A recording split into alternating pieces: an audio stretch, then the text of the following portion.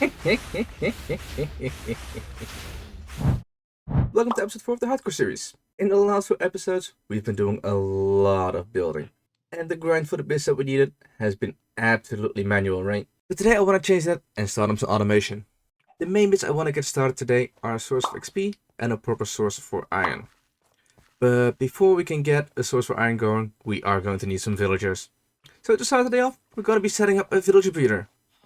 But of course, we can't just have a villager breeder out in the open. So let's quickly build something for that.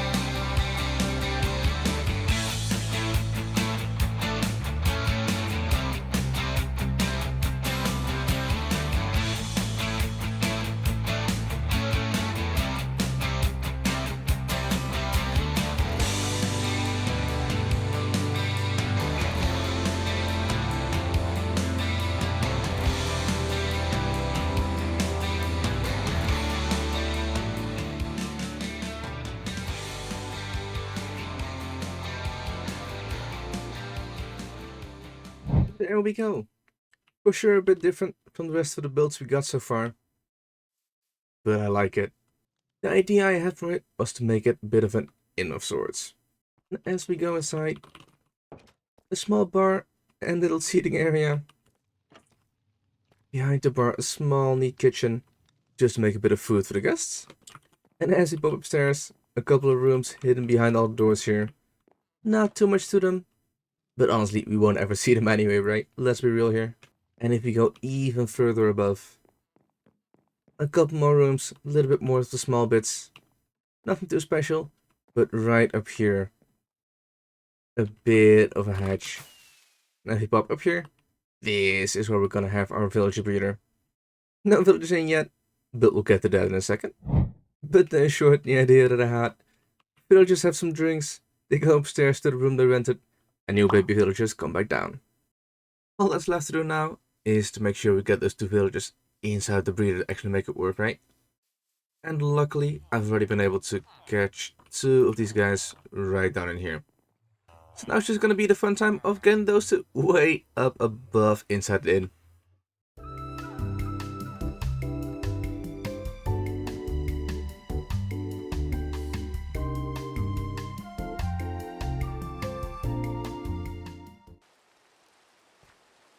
There we go. And now we'll be part of our beautiful little village. And with the villager breeder all done now, it is time to start looking towards the iron farm. I think I want to hide away the iron farm underground though.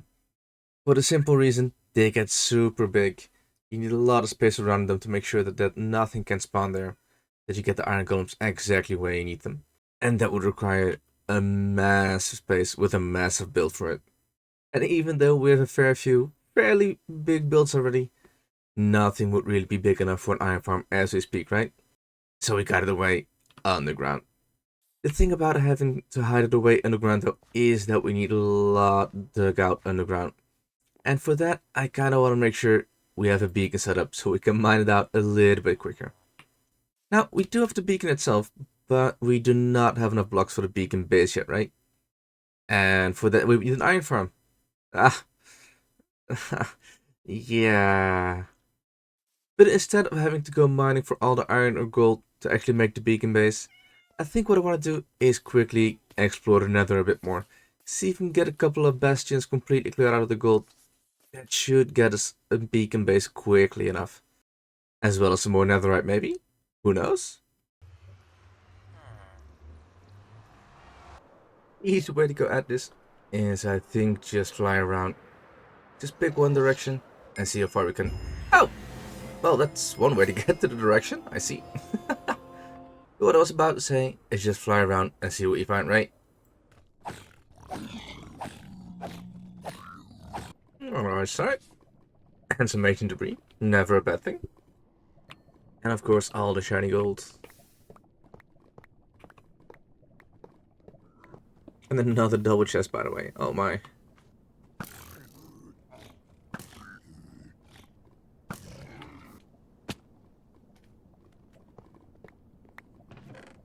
Two more ingots. What is this? What is that? 4 ingots, 2 chests? Alright. Sure. Sure.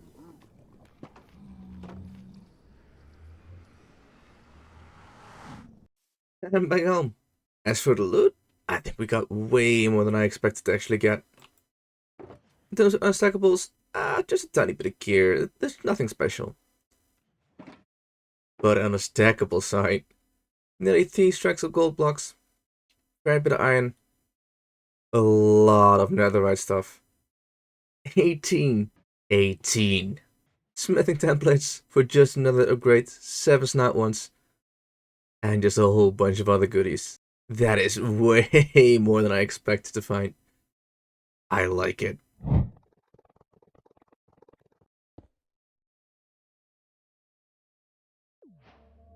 There we go. And with haste too. Absolutely perfect. But while setting up the beacon, I had a slight thought. If we're going to be mining a lot with the Instamine, we're gonna burn through our tools super quickly. So it might be a smart move before we set up the rest of the iron farm. Let's quickly set up a small experience farm to repair our tools. Now the XP farm I want to do is something super simple. I think for now we'll just do a super basic element farm. But the farm we're gonna set up is gonna be super easy, like I said, right? And everything we need is right inside the single shulker box already. And I even think this might be a bit much already on everything that we need. The original farm design of this is by Namban. Link will be in the description. The one we're doing is a bit of an improvisation on it, but it's for sure the same concept. But in short, how it works is as follows. You go as low down in the world as you can to improve spawn rates, and you go out 128 blocks from the main end island to make sure no other spawns are possible. Create a small box for yourself to be safe in, and encase everything in leaves so no enderman can spawn on top of the box itself.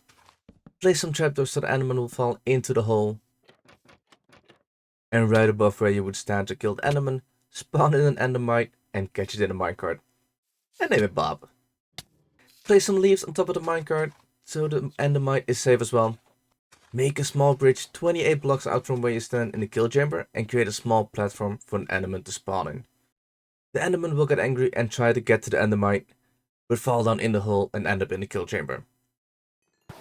And that is where you get an easy and safe source of experience. As is the entire point of making the experience farm was to make our tools last a bit longer. Let's upgrade all the tools into netherite as well, right? Now that feels a lot nicer already. But now that we have a beacon, a way to repair our tools, and our tools with even more durability, let's get to the iron farm.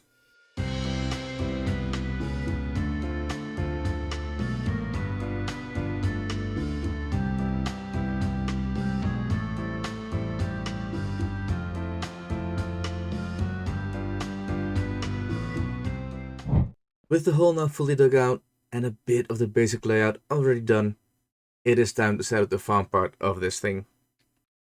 The original version of this iron farm is also by Nemban. I did have to change up bits of it, since the design is from Minecraft 1.14, but the concept remains the same. We have 4 different villages or modules. Each module consists of a platform with a 2x2 hole in the middle and 3 beds just above it for the villagers. In the middle of these 4 modules, we have a rail looping around within the corners some water flows. This is for a zombie to go in circles.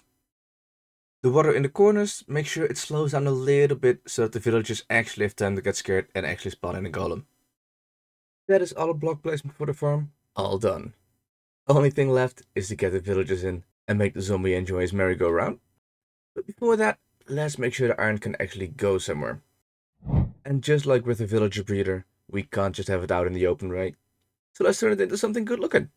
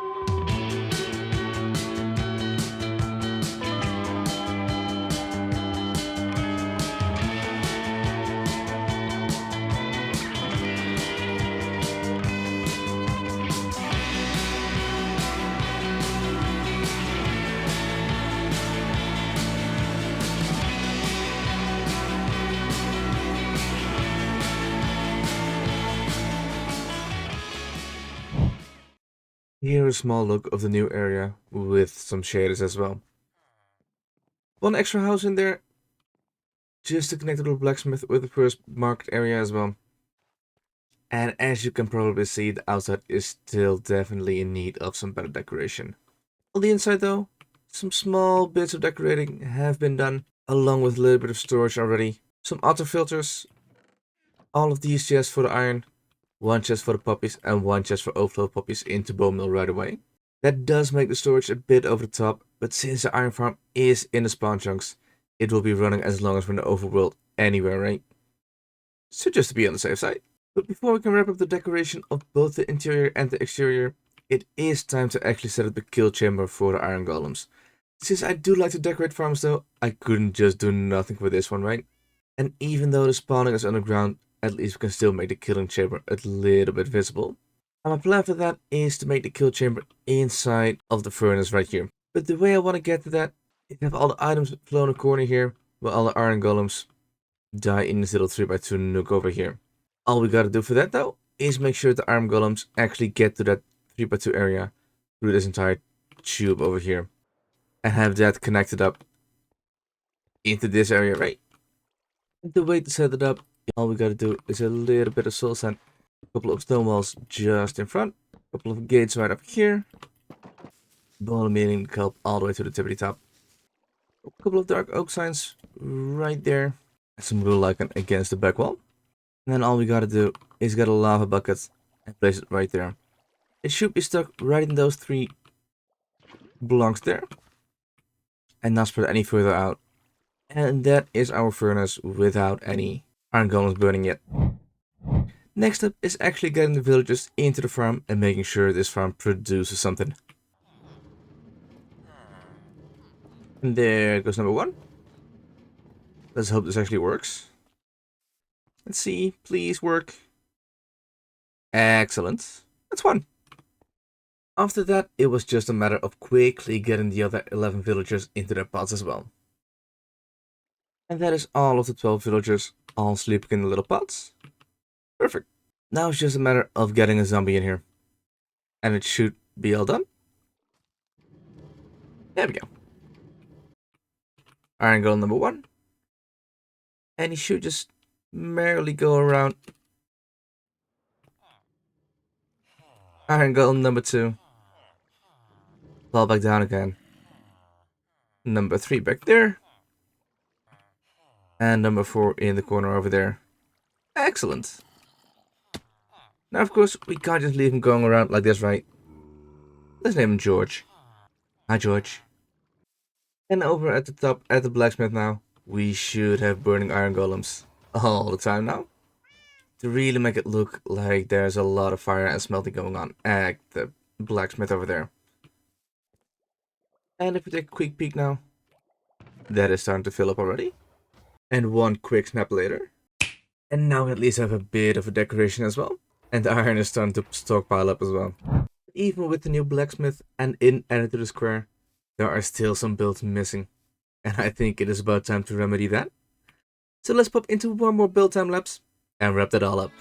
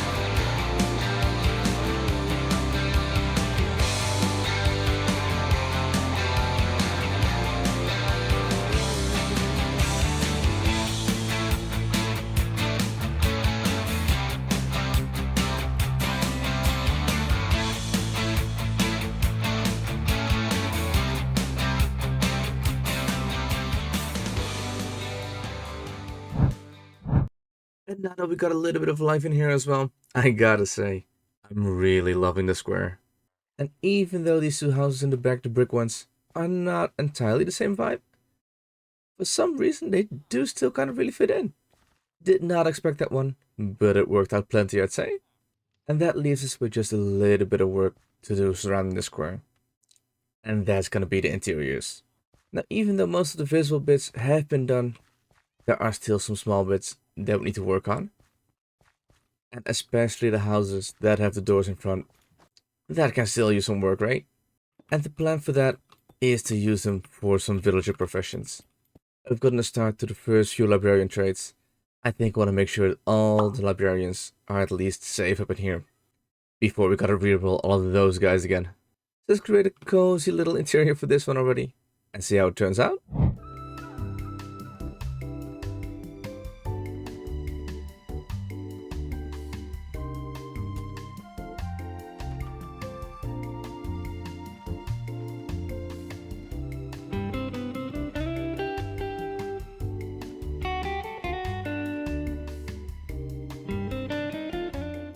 And a little bit of work later, we now have a fully decorated little house here. Nothing too fancy, a small shop kind of section where you come right in. And where you go upstairs, we got these three guys in a little room waiting for us. All these all made into master already. And I gotta say, they're pretty darn good. So we got our mending guy, selling lanterns, selling glass. The other ones aren't too great, but it's alright. We got a sweeping edge guy, just to make our sword a little bit nicer. It's still lacking that for the XP farm.